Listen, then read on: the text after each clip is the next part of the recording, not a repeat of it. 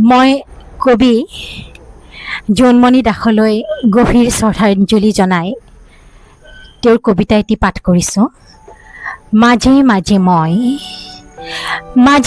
মই মৰি যোৱাৰ কথা ভাবোঁ আৰু প্ৰতিবাৰেই জন্ম লওঁ নিজে গঢ়া এখন বিধ্বস্ত নগৰত।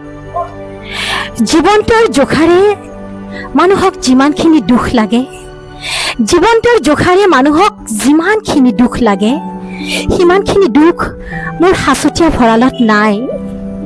মাজে মাজে মই হেৰাই যোৱাৰ কথা ভাবোঁ, মাজে মাজে মই হেৰাই যোৱাৰ কথা ভাবোঁ আৰু হেৰাই যোৱাৰ আগতেই ঘূৰি আহি টুকুৰিয়াই থাকোঁ জীৱনৰ জীৰ্ণ দুৱাৰত। যাত্ৰা এটা আৰম্ভ কৰাটো সহজ, যাত্ৰা এটা আৰম্ভ কৰাটো সহজ।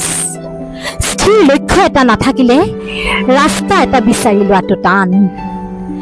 মাজে মাজে মই কবিতা নিলিখাৰ কথা ভাবোঁ, মাজে মাজে মই কবিতা নিলিখাৰ কথা ভাবোঁ আৰু অজ্ঞাতেই অকস্মাত আৰম্ভ কৰোঁ শেষৰটো কবিতা।